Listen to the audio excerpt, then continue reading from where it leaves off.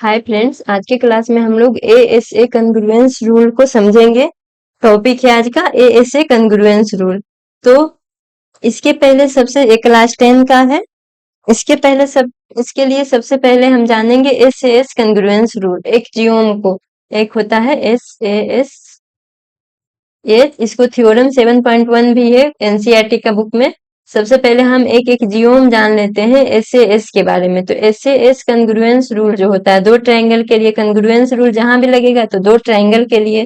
तो एसएएस यहाँ पे एसएएस कहने का मतलब साइड एंगल साइड, साइड ए से एंगल और एस से साइड। तो हम कोई सा भी अगर दो ट्रायंगल ले लें, इसको हम प्रीवियस रफली बता रहे हैं कि अगर ए बी सी और पी क्यू आर दो ट्रायंगल है तो कंग्रुएंट होने के लिए इसका कोरस्पोंडिंग साइड और कोरस्पोंडिंग एंगल दोनों ट्रायंगल का एक दूसरे के इक्वल होना चाहिए, तभी कंग्रुएंट होता है। लेकिन हम यहाँ पे तीन चीज अगर हमको पता रहेगा, एक तो साइड एंगल और साइड, मतलब कि अगर एक ट्रायंगल का दो साइड कहने का मतलब साइड जहां पे भी कहेंगे, यहाँ पे अगर साइड या एंगल कहेंगे तो उसका मतलब है कोरस्पोंडिंग साइड और कोरस्पोंडिंग एंगल का बात कर रहे हैं। तो अगर कोई दो ट्रायंगल का अगर हमको पता रहेगा कि दो कोरस्पोंडिंग साइड और एक कोरस्पोंडिंग एंगल इक्वल होगा तो दोनों ट्रायंगल कंग्रुएंट होगा। किससे? एस ए एस कंग्रुएंस रूल से। तो यहाँ पे एक चीज और ध्यान देना है कि एस ए एस इसको हम क्या लिख सकते हैं,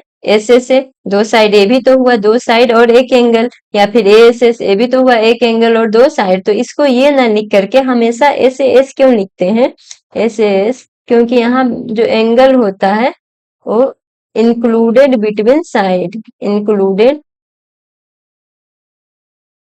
साइड। तो जो एंगल हम लेते हैं वो एंगल, जैसे इसका हम मान लेते हैं कि ये ए बी कोरस्पोंडिंग है पी क्यू के, ए सी कोरस्पोंडिंग है पी आर के और बी सी कोरस्पोंडिंग है क्यू आर के। तो अगर यहाँ पे ध्यान देंगे कि ए बी जो है इक्वल है पी क्यू के और ए सी जो है इक्वल है पी आर के, और अगर एंगल सी कहेगा कि एंगल सी इक्वल होगा एंगल आर के, देखो तो अगर सपोज डेट इसको एंगल सी कहेगा इक्वल है एंगल आर के, तब ये दोनों कंग्रुएंट नहीं होगा। क्यों नहीं होगा? क्योंकि यहाँ पे बीच में ए डालने का मतलब यही है कि जो ए एंगल बनना चाहिए दोनों साइड का इंक्लूडेड एंगल बनना चाहिए, मतलब जिसमें दोनों साइड हो। तो दोनों साइड कौन सा एंगल में है? यहाँ पे है एंगल ए में।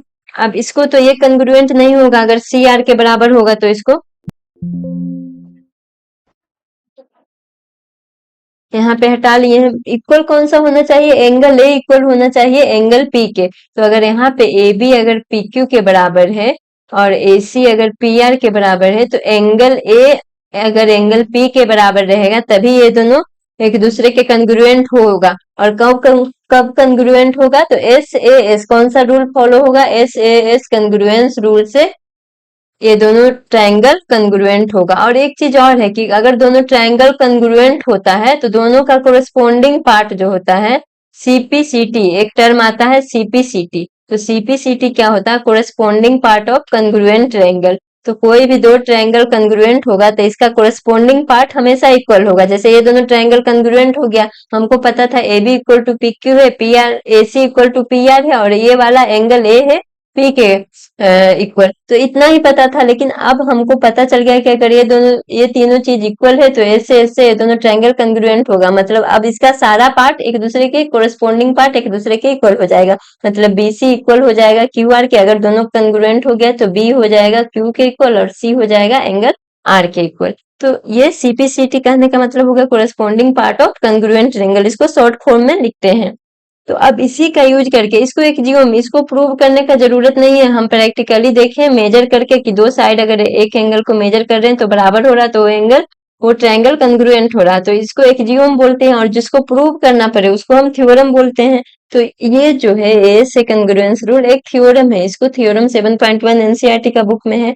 तो इसको ए से कंग्रुएंस रूल, अब हम इसको प्रूव करेंगे कि कैसे अगर कोई भी दो ट्रायंगल का दो एंगल और एक साइड, इसमें भी देखो एस बीच में है, डबल ए एस नहीं लिखा हुआ या एस डबल ए नहीं लिखा हुआ, मतलब कि यहाँ भी साइड जो होना चाहिए दोनों एंगल का इंक्लूडेड साइड होना चाहिए। और यहाँ पे एस ए को बीच में रखने का मतलब वही है कि ए जो है दोनों साइड में आना चाहिए, और यहाँ एस को बीच में रखने का मतलब है कि एस जो है दोनों एंगल में दोनों एंगल का इंक्लूडेड साइड होना चाहिए। तो अब ए से कंग्रुएंस रूल क्या कहता है कि टू ट्रायंगल आर कंग्रुएंट, जब दो ट्रायंगल कंग्रुएंट होगा if two angle and the included side, यहाँ पे फिर से ध्यान देना इंक्लूडेड साइड, तभी एस को बीच में रखा गया है कि साइड जो होगा दोनों एंगल को इंक्लूड करके बनेगा। तो दोनों एंगल को इंक्लूड करके, जैसे देखो यहाँ पे अगर एक फिगर ड्रॉ कर रहे हैं एबीसी, तो दो साइड को इंक्लूड करके ए एंगल बन रहा है। अब दो एंगल को इंक्लूड करके यहाँ पे देखो, तो ये वाला और ये वाला एंगल को इंक्लूड करके कौन सा साइड बनेगा, तो ये वाला और ये वाला किस साइड में है, ये वाला साइड में।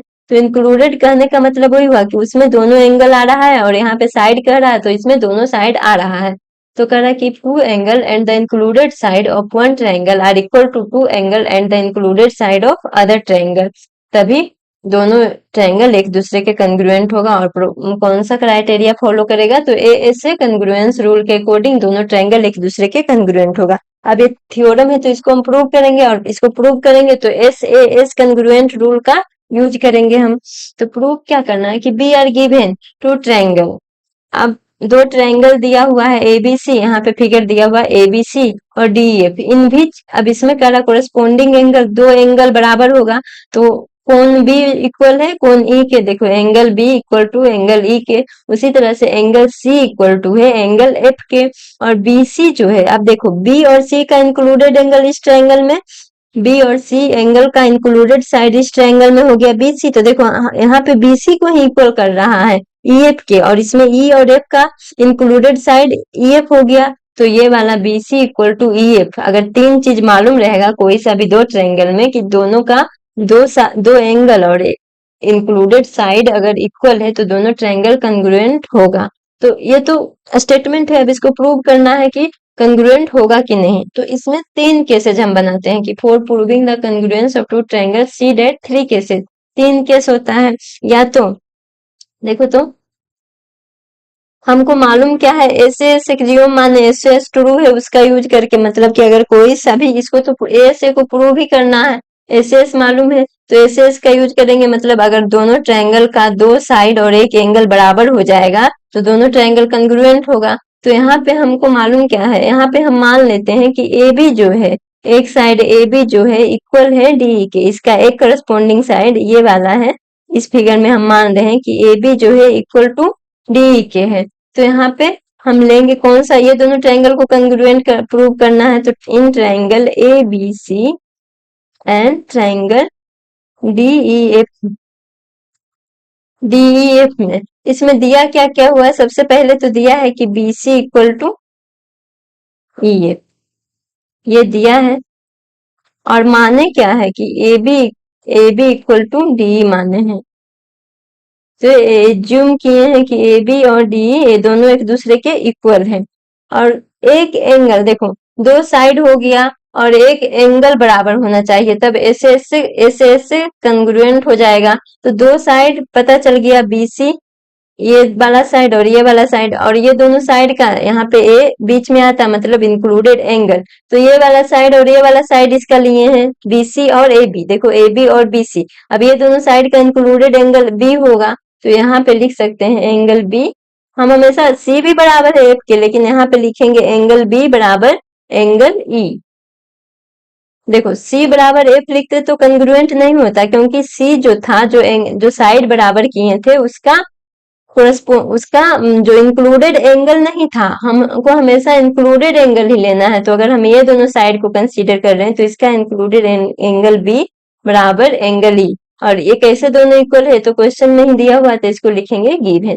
तो अब हमको पता चल गया कि दो साइड और एक इंक्लूडेड एंगल बराबर है, तो यहाँ पे लिखेंगे बाई एस एस। ऐसे इसको पहले ही पढ़ चुके एक जियो में, इसको प्रूव करने का जरूरत नहीं, इसको ट्रूथ यूनिवर्सल ट्रूथ मानते हैं कि बाई ऐसे ऐसे जो होगा ट्रायंगल ए बी सी।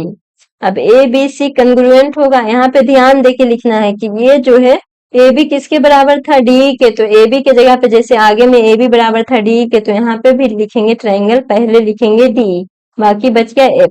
तो देखो बी जो है ई के कंग्रुएंट है, ए बी जो है डी के कंग्रुएंट है, मतलब इक्वल है, और सी जो है एफ के इक्वल है। तो हम हमेशा कंग्रुएंट लिखने में ये दोनों में हम ध्यान रखेंगे कि कोरेस्पोंडिंग वाले को ही कोरेस्पोंडिंग वाले को एक जैसे लिखे, मतलब अगर जो कोरेस्पोंडिंग पहला में आगे लिख रहे हैं, जैसे ए को पहले लिख रहे हैं तो अगला ट्रायंगल में भी ए को पहले लिखेंगे। तो इस तरह से दोनों हो गया प्रूफ, मतलब कि हेंस देखो जब दोनों इक्वल हुआ तो ये, और यही प्रूव भी करना था कि दोनों ट्रायंगल कंग्रुएंट होगा कि नहीं। तो हमको मालूम क्या क्या था, दो दो एंगल मालूम था और उसका इंक्लूडेड साइड, साइड नहीं इंक्लूडेड साइड, दोनों एंगल का इंक्लूडेड साइड मालूम था, तब ये दोनों ट्रायंगल कंग्रुएंस हो रहा था। मतलब ये वाला कंग्रुएंस रूल प्रूव हो गया कि ऐसा होता है, जो लिखा हुआ स्टेटमेंट में वो सही है। अब इसको दूसरा केस मानते हैं। ये तो पहला केस हो गया कि जब ये वाला साइड इसके इक्वल होगा। अब हम मानते हैं कि ए बी का जो ए बी साइड है वो ग्रेटर देन है डी से। देखो यहाँ पे अगर हो सकता है कि ए बी ग्रेटर, तीनों केस में हम प्रूव करके देखेंगे कि तीनों केस में जो स्टेटमेंट दिया है ए से कंग्रुएंस रूल का वो सही है कि नहीं। तो अब A B greater then D के हो जाएगा। तो अगर ए बी ग्रेटर देन डी के होगा तो इसके लिए हम क्या करेंगे, ए बी पॉइंट पे, ए बी लाइन पे एक पॉइंट पी इस तरह से डिनोट करेंगे, पी को इस तरह से डिनोट करेंगे कि डी के बराबर होगा पी बी, मतलब जितना लेंथ डी का है उतना ही लेंथ पी बी का होना चाहिए। जैसे इसमें दिया हुआ कि P B equal to D. Now consider, अब दोनों ट्रायंगल को कंग्रुएंट करना है तो हम यहाँ पे मान लेंगे in triangle P B C. अब ये छोटा वाला ट्रायंगल जो पी पॉइंट माने है ना, उसके बाद जो ट्रायंगल बना है और ये टोटल, इसमें तो कुछ चेंज किए नहीं है, मतलब ये वैसा का वैसा ही रहेगा। तो ये वाला ट्रायंगल और ये वाला ट्रायंगल को हम देखते हैं कि कंग्रुएंट है कि नहीं। तो in triangle P B C and triangle D E F. अब देखो पी बी बराबर डी, एक चीज तो पहले से ही है, क्यों है, क्योंकि ऐसा हम कंस्ट्रक्शन किए हैं इसमें। और दूसरा जो हो जाएगा, देखो यहाँ पे ये छोटा वाला ट्रायंगल और ये बड़ा वाला ट्रायंगल, बी दिया है ई के बराबर, तो यहाँ पे लिख सकते हैं एंगल बी बराबर एंगल ई। क्यों, क्योंकि ये गिवन है। दो चीज, ये एक ये पता चल गया, एक साइड पता चल गया, एक एंगल पता चल गया, तो एक और साइड अगर इक्वल हो जाएगा तो इससे कंग्रुएंट हो जाएगा। तो अब इक्वल साइड कौन होगा, तो एंगल इंक्लूडेड होना चाहिए। तो एंगल बी किसमें किसमें है, तो पीबी में है, तो पीबी को तो पहले ही ले लिए हैं। और एंगल ई किसमें है, डी में, तो डी को पहले ही ले लिए। तो अब एक साइड जो बच गया बीसी को लेंगे और ईएफ को लेंगे, तभी ये दोनों इंक्लूडेड, ये दोनों साइड का इंक्लूडेड एंगल बी और इंक्लूडेड एंगल ई बराबर होगा। तो यहाँ पे BC बराबर EF, ये भी दिया हुआ है क्वेश्चन में कि एक साइड बराबर है, जो दो एंगल है उसका इंक्लूडेड साइड इक्वल है। तो जब देखो यहाँ पे दो साइड और एक एंगल, एंगल इंक्लूडेड है दोनों साइड का, तो ये दोनों इक्वल हो रहा है तीनों, तो बाई एस से एस, फिर से एस से एस वाला तो प्रूव है ही है। तो एस से एस कंग्रुएंस रूल यहाँ पे लिख सकते हैं कि ट्रायंगल, कौन कौन सा ट्रायंगल में देखे थे, पीबीसी, पीबीसी, पीबीसी कंग्रुएंट होगा ट्रायंगल डीईएफ के। फिर यहाँ पे लिखने में ध्यान देना कि बी के इक्वल ई है तो बी बीच में रखा है, तो ई भी बीच में रखना होना चाहिए। सी के इक्वल एफ है तो सी इसमें बाद में रख रहे हैं, तो यहाँ पे भी एफ बाद में होना चाहिए। अब ट्रायंगल पीबीसी कंग्रुएंट है, जो छोटा वाला ट्रायंगल, और यहाँ पे डीईएफ दोनों ट्रायंगल कंग्रुएंट हो गया। प्रूव करना था हमको एबीसी कंग्रुएंट होना चाहिए डीईएफ के। तो अब यहाँ पे पीबीसी ये हो गया, तो हेंस बाय सीपीसीटी, हम देखो सीपीसीटी से इसका ये दोनों ट्रायंगल का सारा एंगल और सारा साइड बराबर होगा, तो बाय सीपीसीटी से कोरस्पॉन्डिंग पार्ट हमेशा इक्वल होता है। तो पीबी तो डी के इक्वल है ही, बीसी इक्वल है ही, ये मालूम है, एंगल ए वाला भी मालूम है कि इक्वल है। अब ये सी एंगल को देखते हैं, तो इसमें क्या हो जाएगा, पीसीबी इक्वल हो जाएगा एंगल डी एफ ई के। देखो इसी से लिखे पीसीबी, हम देखो बीच में सी लिख रहे हैं तो कोरस्पॉन्डिंग सी का एफ है, तो यहाँ पे भी बीच में एफ आना चाहिए। तो सीपीसीटी से हो जाएगा angle PCB equal to angle D F C, sorry D F E हो जाएगा कि नहीं, क्योंकि दोनों ट्रायंगल कंग्रुएंट है तो इसका टोटल कोरस्पॉन्डिंग साइड और कोरस्पॉन्डिंग एंगल इक्वल होगा। तो सी के कोरस्पॉन्डिंग था एफ, तो एफ भी सी के इक्वल होगा। तो ये छोटा वाला ट्रायंगल और पूरा वाला ट्रायंगल में ले रहे हैं, और सिंस यहाँ पे दिया क्या हुआ है कि जो सी है ये पूरा वाला एंगल इस बड़ा बड़ा ट्रायंगल में दिया हुआ है ए सी बी इक्वल है एंगल डी एफ ई के। तो अब देखो तो ये कैसे पॉसिबल हो सकता है, जब दोनों का आरएचएस बराबर आ रहा है, डेट मीन्स कि इसका एलएचएस भी बराबर है, कि डेट इज ये गिवन है। और ये सीपीसीटी से लाए हैं, यहाँ पे इसको लिख सकते हैं सीपीसीटी से। तो डेट इज ये दोनों बराबर होगा आपस में, मतलब कि angle PCB equal to angle ACB. अब कह रहा है पीसीबी बराबर है एसीबी के, तो देखो तो बराबर कब होगा, जब ये दोनों सेम पॉइंट होगा तभी ना, ए और पी एक ही जगह होगा तब ये दोनों के बराबर होगा। दैट मीन्स यहाँ पे इसको लिखेंगे विच इज ओनली पॉसिबल, ये दोनों इक्वल कब होगा, जब when P and A R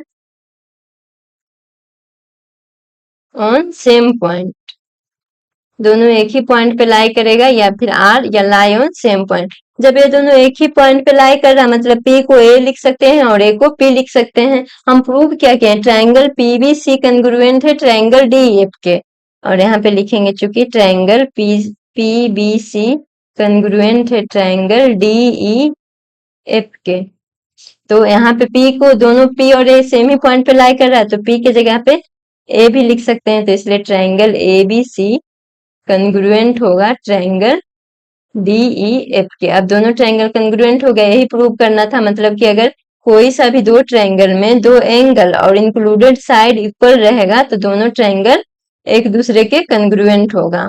ये देखो ये प्रूव कर रहे हैं, अब बाकी स्टेटमेंट है, स्टेटमेंट अगर प्रूव हो जा रहा मतलब जो स्टेटमेंट दिया है वो सही है, उसका हम यूज करके क्वेश्चन फिर बनाएंगे। अब इसका लास्ट केस क्या हो सकता है कि ए बी जो है लेस देन डी, अब A B greater than equal to D हो गया। अब हो सकता है कि ए बी जो है लेस देन डी है, तो लेस देन डी है तो कहने का मतलब यहाँ पे क्या करेंगे कि choose a point M on D, D पे एक पॉइंट एम हम इस तरह से रखेंगे कि जब कह रहा है कि ए बी जो है डी से लेस है, मतलब डी का थोड़ा सा कम भाग करेंगे तो ए बी के बराबर हो जाएगा। तो यहाँ पे such that M E equal to A B, देखो पी पॉइंट को इस तरह से रखे हैं कि M E equal to A B हो गया। तो जब M E equal to A B हो गया, फिर जैसे केस 2 में हम बनाए हैं उसी तरह से इसमें भी बनाएंगे। तो अब इसमें ले लेंगे इन ट्रायंगल, ये बड़ा वाला ट्रायंगल और इधर छोटा वाला triangle, in triangle A B C and triangle M E F. देखो यहाँ पे किसी भी तरह से लिख सकते हैं, यहाँ पे तो कंग्रुएंट लिख नहीं रहे, जहां पे कंग्रुएंट का साइन देंगे वहां पे हमको ध्यान रखना है कि कोरस्पोंडिंग वर्टेक्स और कोरस्पोंडिंग साइड को हम साथ में रखें।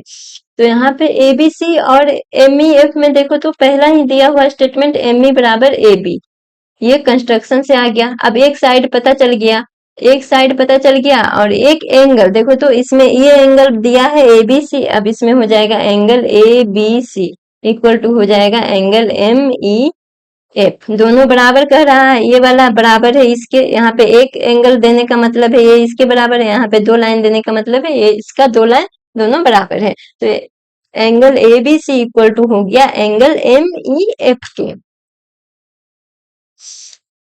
अब देखो एक साइड हमको पता चल गया, एक एंगल पता चल गया, तो इस एक और साइड पता चल जाएगा जिसका इंक्लूडेड ए वाला एंगल है।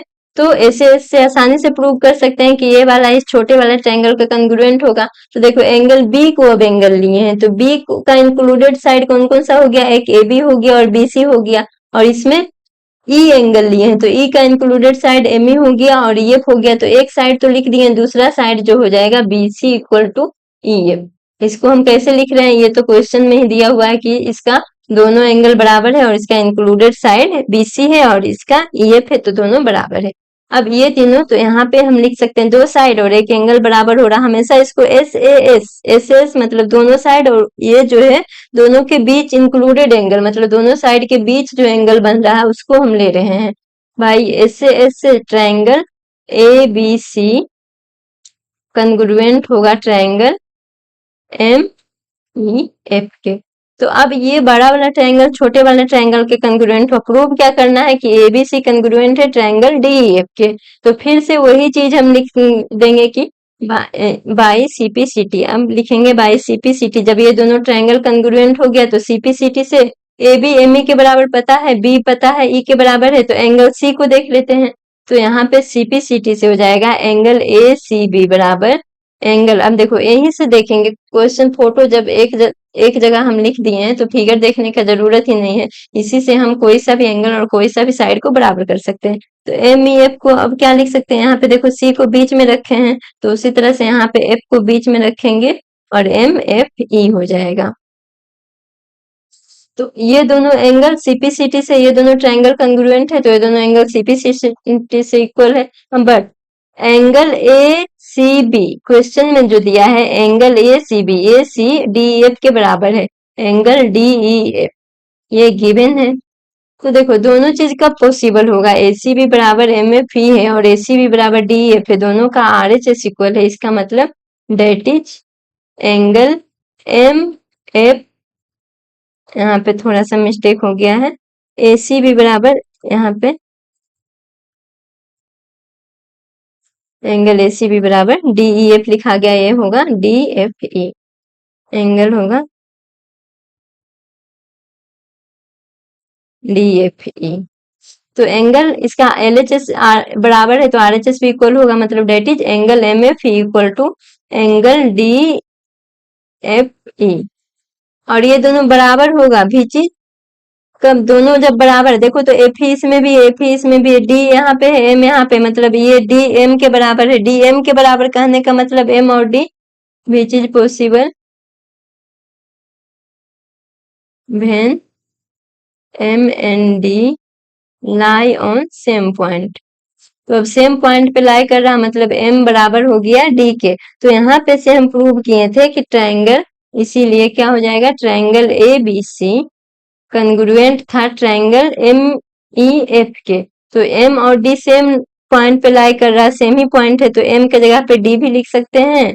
तो ए बी सी कंग्रुएंट हो जाएगा ट्रायंगल डी ई एफ के। तो देखो ये तीनों कंडीशन में प्रूव हो जा रहा है कि दोनों ट्रायंगल एक दूसरे के कंग्रुएंट है। जब तीनों कंडीशन में प्रूव हो जा रहा है, डेट मीन जो स्टेटमेंट दिया है वो सही है। तो अगर हमको, अगर दो एंगल और एक दोनों का इंक्लूडेड साइड, दोनों एंगल का इंक्लूडेड साइड किसी दूसरे ट्रायंगल का दो एंगल और इसका इंक्लूडेड साइड इक्वल होगा तब दोनों ट्रायंगल को हम कंग्रुएंट मान लेंगे। ये सब हम इसलिए पढ़ रहे हैं ताकि आगे जा करके क्वेश्चन बनाएंगे इसे। और एक चीज और यहाँ पे ध्यान देना कि जैसे जैसे कंग्रुएंट हो रहा है सबका कोरेस्पोंडिंग एंगल और कोरेस्पोंडिंग साइड के साथ जहां पे भी कंग्रुएंट रूल है, इसका मतलब यहाँ पे समझा जाएगा कि पी कोरेस्पोंडिंग है डी के, बी कोरेस्पोंडिंग है ई के और सी कोरेस्पोंडिंग है एफ के। इसलिए इसको लिखते टाइम ध्यान देना कि किसी भी तरह से ट्रायंगल का नाम नहीं दे देना, हम हमेशा कोरेस्पोंडिंग साइड के अकॉर्डिंग ही नाम देंगे।